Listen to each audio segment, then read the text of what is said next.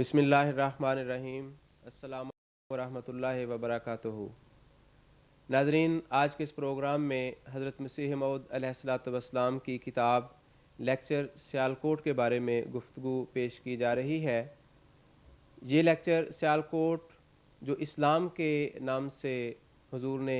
Title page پہ اس کا نام درج فرمایا ہے، سیالکوٹ میں 2 نومبر 1904 میں پڑھا گیا، اور اس میں اسلام اور دیگر مذاہب کے ساتھ موازنہ کرتے ہوئے حضرت مسیح موعود علیہ الصلوۃ والسلام نے اسلام کی حقانیت اور اس کی زندگی کا ثبوت پیش فرمایا ہے۔ اس لیکچر کی ایک اور اہم بات یہ بھی ہے کہ حضرت مسیح موعود علیہ الصلوۃ والسلام نے پہلی مرتبہ اس کتاب میں ہندوؤں کے لیے کرسچن ہونے کا دعویٰ بھی فرمایا ہے۔ ناظرین، سیالکوٹ کے حوالے سے سیالکوٹ کی یہ سعادت اور خوش نصیبی ہے کہ حضرت مسیح موعود علیہ الصلوۃ والسلام اپنے ابتدائی زمانہ میں یہاں کچھ عرصہ چند سال تک آپ مقیم رہے ملازمت کے سلسلہ میں، اور حضرت مسیح موعود علیہ الصلوۃ والسلام نے سیالکوٹ کے ساتھ اس تعلق کو، اس محبت کو کبھی بھی فراموش نہیں کیا، یہاں تک کہ اس لیکچر میں بھی یہ جو کتاب ہے، حضرت مسیح موعود علیہ الصلوۃ والسلام نے اپنی اس یاد کو، اپنی اس محبت کا تذکرہ کرتے ہوئے فرمایا کہ مجھے اس زمین سے ایسی محبت ہے جیسا کہ قادیان سے، کیونکہ میں اپنے اوائل زمانہ کی عمر میں سے ایک حصہ اس میں گزار چکا ہوں۔ تو ناظرین، اس کتاب کے حوالے سے گفتگو کر رہے ہیں مکرم و محترم مولانا مبشر احمد صاحب کالوں۔ تو کالوں صاحب، سب سے پہلے آپ کی خدمت میں یہ سوال ہے کہ حضرت مسیح موعود علیہ الصلوۃ والسلام نے جیسا کہ کرسچن ہونے کا بھی دعویٰ فرمایا پہلی مرتبہ، تو اس حیثیت سے حضرت مسیح موعود علیہ الصلوۃ والسلام نے ہندوؤں یعنی آریوں کی کون کون سی غلطیوں کی اصلاح فرمائی ہے؟ حضرت مسیح موعود علیہ السلام فرماتے ہیں کہ جس طرح میں مسلمانوں اور عیسائیوں کے لیے مسیح ہوں، اسی طرح میں ہندوؤں کے لیے کرسچن ہوں۔ فرمایا کہ مجھے خدا تعالیٰ نے اپنے الہامات میں راجہ کرشن کا مثیل قرار دیا ہے، اور مجھے اس نے مخاطب کر کے فرمایا کہ اے کرشن، رودر گو پال تیری مہما گیتا میں لکھی ہے۔ تو فرمایا کہ مجھے ان الہامات میں خدا تعالیٰ نے راجہ کرشن کا مثیل قرار دیا ہے۔ جس طرح راجہ کرشن اس ہندو جاتی میں خدا کی طرف سے اوتار یعنی نبی تھے، جن پہ خدا کا کلام اترا تھا، جن پہ روح القدس اترا کرتا تھا، اسی بنا پہ وہ خدا کے اوتار کہلاتے تھے۔ فرمایا میں ان کا مثیل بن کر آیا، اس لیے میں بحیثیت کرسچن ہونے کے ہندوؤں کو ان کی بعض غلطیوں پہ اطلاع دینا چاہتا ہوں، اور ان غلطیوں کی اصلاح کرنا وہ میرا بنیادی فریضہ ہے۔ حضور نے فرمایا کہ ہندو آج پرمیشر کے بارے میں اس کی بنیادی صفت خالقیت سے انکار کر کے پرمیشر کے بارے میں ایسے عقائد پیش کرتے ہیں جو پرمیشر کی توہین ہے، اور اس میں اس کی نندیا ہوتی ہے۔ حضور نے فرمایا کہ جو وجود پیدا نہیں کر سکتا، اپنی قدرت کا مظاہرہ نہیں کر سکتا، اس کے پرمیشر ہونے کی اور اس کی موجودگی کی دلیل کیا ہو سکتی ہے؟ فرمایا کہ ہندوؤں نے خدا تعالیٰ کی طاقتوں کو اور اس کی قدرتوں کو انسانی طاقتوں پہ قیاس کر دیا ہے، کہ جس طرح انسان بغیر ہوا کے سن نہیں سکتا، بغیر زبان کے بول نہیں سکتا، بغیر روشنی کے دیکھ نہیں سکتا، اسی طرح ہندو کہتے ہیں کہ پرمیشر بھی بغیر مادے کے وہ کوئی چیز پیدا نہیں کر سکتا۔ تو حضور نے فرمایا کہ خدا تعالیٰ کو انسان کی کمزوریوں پہ قیاس کرنا یہ درست نہیں۔ جس طرح خدا تعالیٰ دیکھنے کے لیے روشنی کا محتاج نہیں، بغیر روشنی کے دیکھتا ہے، بغیر ہوا کے وہ باتیں سنتا ہے، بغیر زبان کے وہ بولتا ہے، تو اسی طرح خدا تعالیٰ بغیر مادے کے 1 منٹ میں ہر قسم کی چیز پیدا کر سکتا ہے۔ جتنے اس نے ارض و سما پیدا کیے، اتنی ہی کائناتیں اور پیدا کر سکتا ہے۔ اس لیے خدا تعالیٰ کو انسانوں پہ قیاس نہیں کرنا چاہیے۔ حضور نے فرمایا کہ اس کا ایک نتیجہ یہ نکلا کہ جب انہوں نے خدا تعالیٰ کو صفت خالقیت سے محروم قرار دیا، اس کو انسانی قدرتوں پہ اور انسانی صفات پر انسانی کمزوری پہ قیاس کر کے، تو اس کا اگلا نتیجہ یہ نکلا جو بڑا خطرناک ہے۔ وہ کہتے ہیں کہ تمام ذرات اجسام اور تمام روحیں یہ خدا کی طرح ازل سے ہیں، انادی ہیں، انہیں خدا نے پیدا نہیں کیا۔ تو گویا دوسرے الفاظ میں کروڑوں اربوں بلکہ انگنت ذرات اجسام اور انگنت روحیں وہ غیر مخلوق ہونے میں خدا کی شریک بنتی ہے۔ تو اس طرح خدا تعالیٰ کی توحید اس پہ دھبا لگتا ہے۔ پھر حضور نے فرمایا کہ دیکھیں، وہ وجود جو کسی کے سہارے کے بغیر زندہ نہیں رہ سکتا، وہ غیر مخلوق کیسے ہو سکتا ہے؟ ایک طرف ہندوؤں نے یہ عقیدہ اختیار کر لیا کہ تمام روحیں اور ذرات یہ پرمیشر کے فضل اور اس کی تائید کے بغیر اور اس کی امداد کے سہارے اپنا وجود قائم نہیں رکھ سکتے، تو پھر ان کو غیر مخلوق کیسے مانیں گے؟ حضور نے فرمایا کہ اگر ان روحوں کے گن اگر تو وہ خود بخود ہیں، تو پھر اگر خواص میں ان گنوں میں جڑنے کی خاصیت پائی جاتی ہے، تو وہ خود بخود ذرات اجسام اور روحیں آپس میں جڑ بھی سکتے ہیں اور ایک دوسرے سے جدا بھی ہو سکتے ہیں۔ اس لیے کیا دلیل ہے اس بات پہ کہ ان کو پرمیشر نے جوڑا ہے؟ اور اگر ان روحوں کے خواص، ان ذرات اجسام کے خواص پرمیشر نے پیدا کیے، تو پھر ان کا غیر مخلوق، ان کا مخلوق ہونا ثابت ہو گیا۔ تو حضور نے فرمایا کہ بات یہ ہے کہ خدا تعالیٰ کی صفت خالقیت کا انکار اور ذرات اجسام اور روحوں کو غیر مخلوق قرار دینے کے نتیجے میں خدا تعالیٰ کی ذات پہ دھبا لگتا ہے،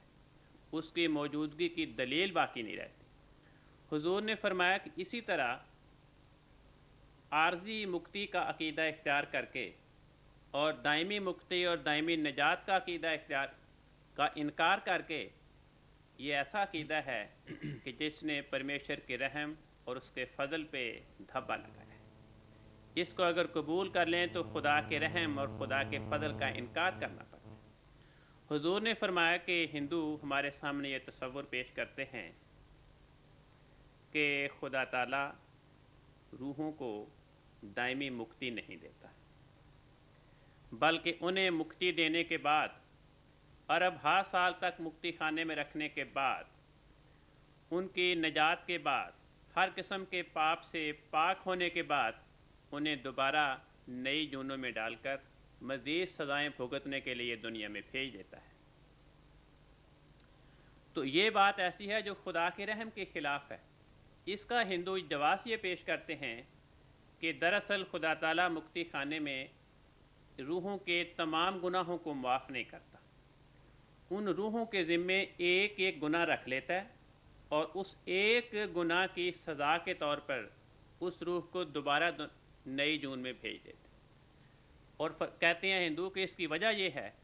کہ اگر خدا تعالیٰ تمام روحوں کو دائمی مکتی دے دے، انہیں دائمی نجات دے دے، تو ان کو دوبارہ وہ نئی جون میں بھیج نہیں سکتا۔ اور چونکہ بہرحال روحوں کی تعداد محدود ہے، خواہ وہ کئی ارب مانے یا کئی پدم مانے،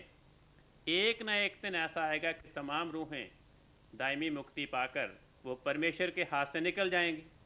تو ہندو عقیدے کے مطابق کہ جب پرمیشر نئی روحیں پیدا نہیں کر سکتا،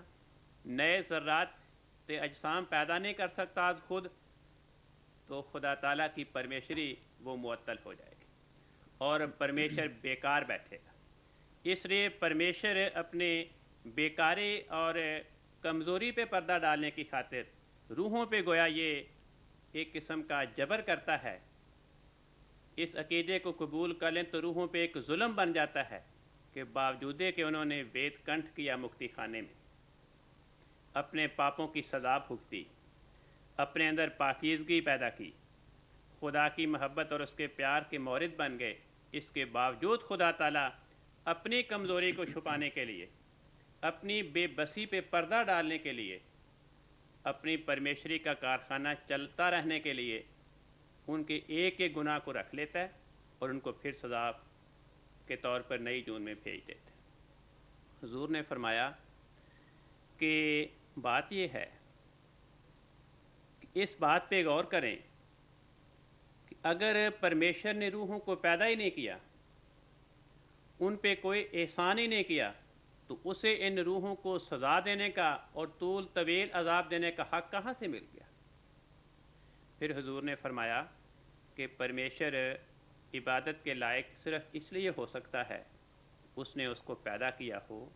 اس پہ اپنے احسان کیے ہوں، لیکن اگر پرمیشر نے روحوں کو پیدا نہیں کیا، پرمیشر نے روحوں کے عمل کے بغیر، ان کے کسی نیکی کے بغیر ان پہ کوئی احسان نہیں کیا، تو عبادت کا حقدار کیسے بن گیا؟ پھر حضور نے فرمایا کہ ایک اور نقطۂ نگاہ سے غور کریں کہ جو روحیں مکتی خانہ سے باہر آتی ہیں، ان روحوں کو اتنا بھی پتہ نہیں کہ کون سا ہمارا گناہ ایسا ہے جو اتنا سخت اور اتنا خطرناک تھا کہ اس کو خدا نے مکتی خانے میں معاف نہیں کیا اور اس گناہ کی بنا پہ ہمیں دوبارہ نئی جون میں کئی قسم کے مصائب بھوگنے کے لیے بھیج دیا۔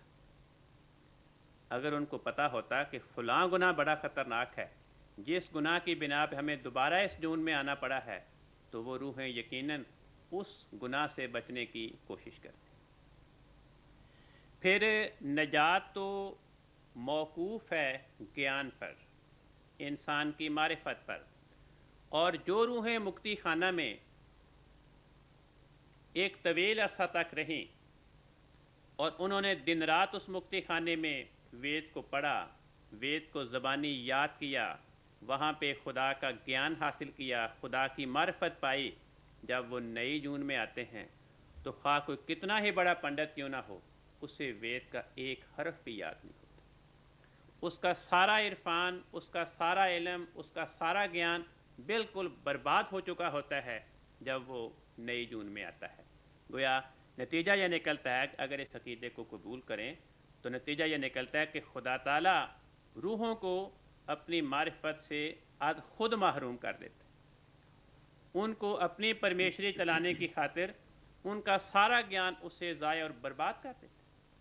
اور پھر جو روحیں اس دنیا میں آتی ہیں نئی جون میں، ان کے ساتھ کوئی ایسی فہرست نہیں ہوتی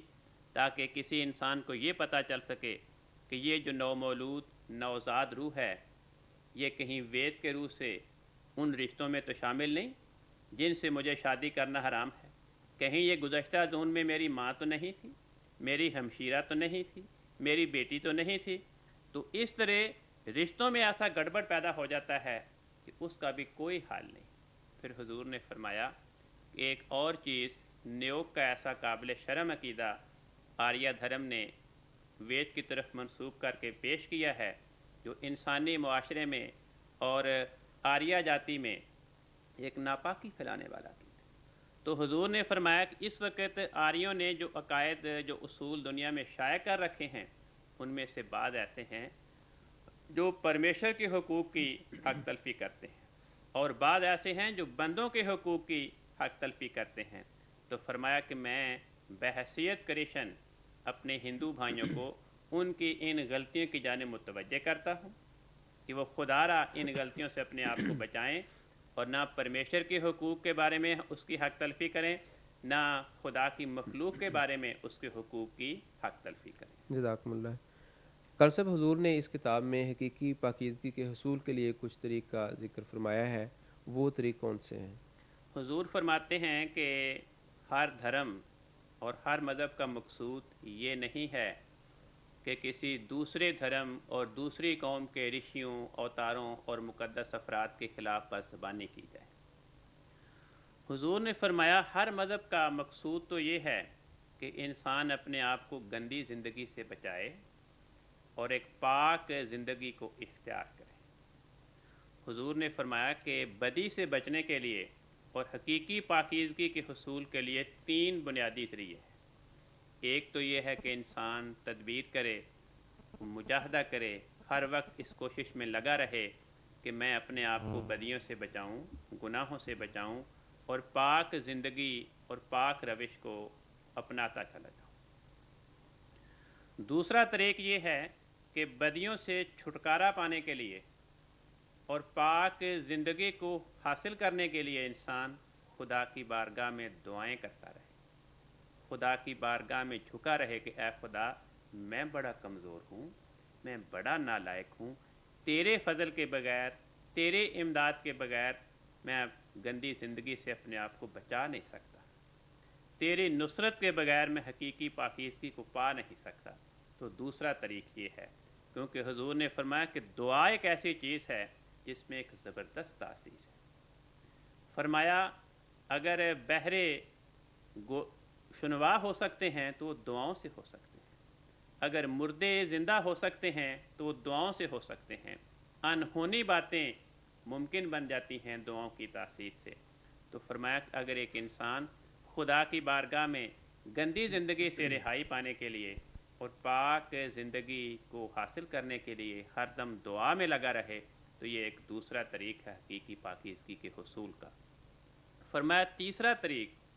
وہ یہ ہے کہ انسان نیکوں اور پاک بازوں کی صحبت کو اختیار کرے،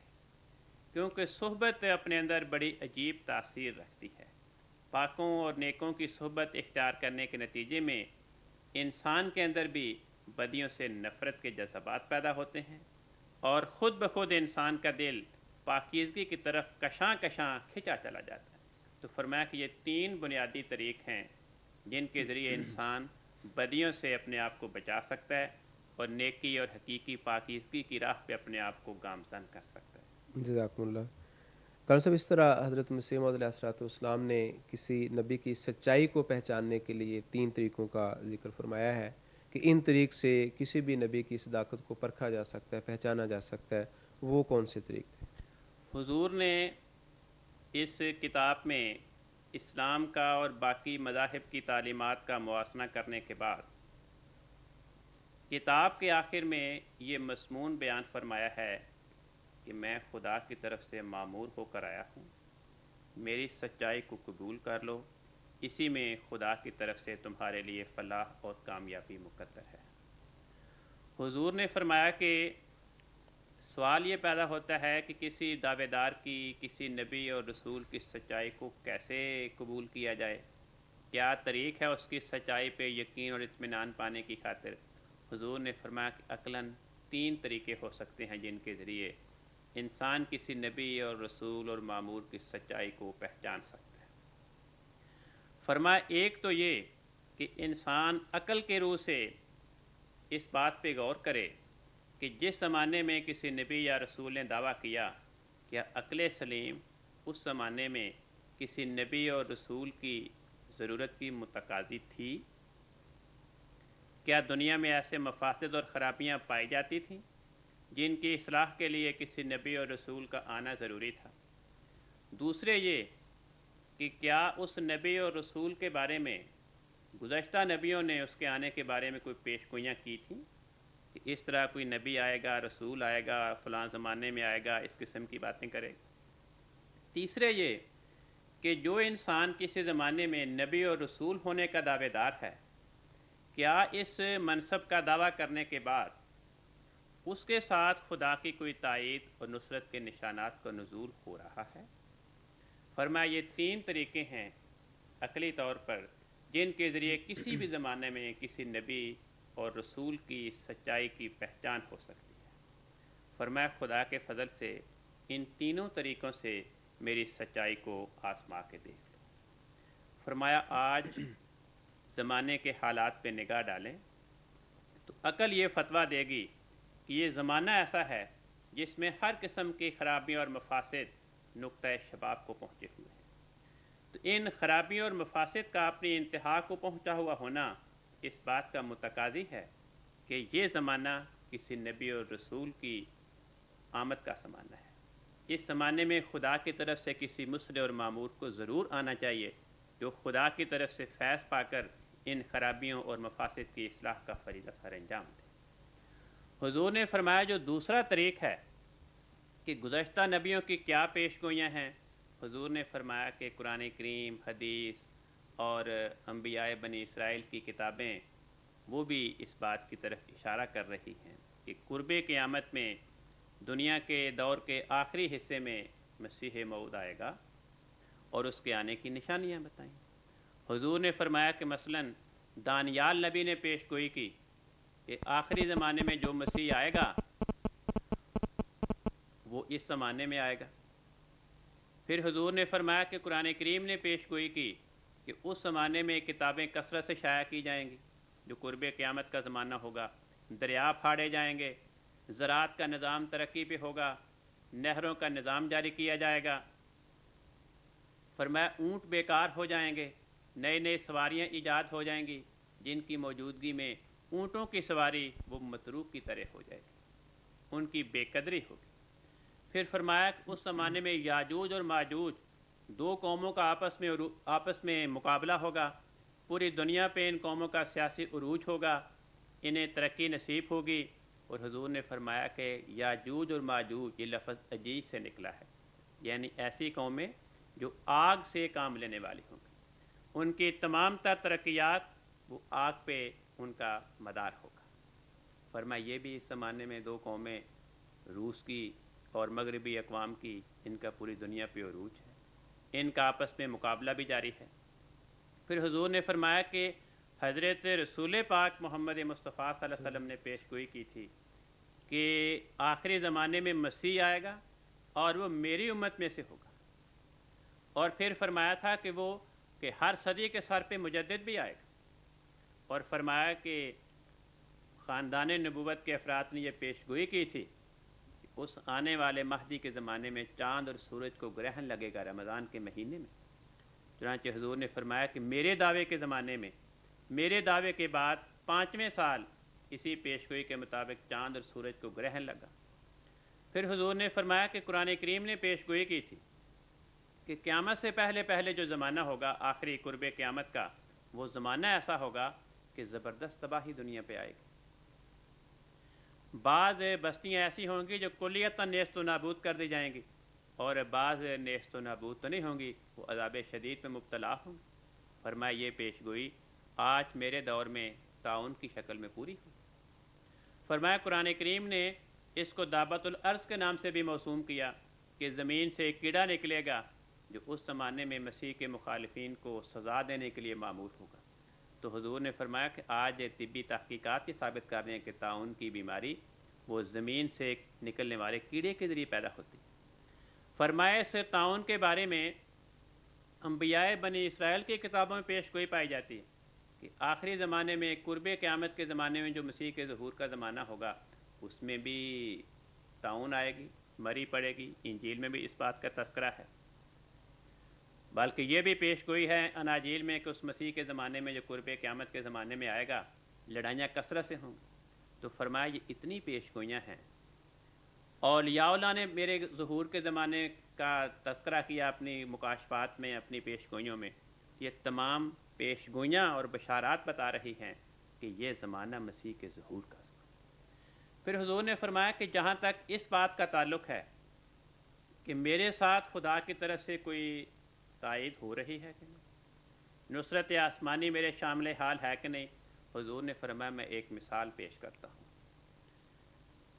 کہ ایک زمانہ تھا کہ مجھے کوئی نہیں جانتا تھا، حتیٰ کہ میں اس شہر میں رہتا رہا ہوں کئی سال دعوے سے پہلے۔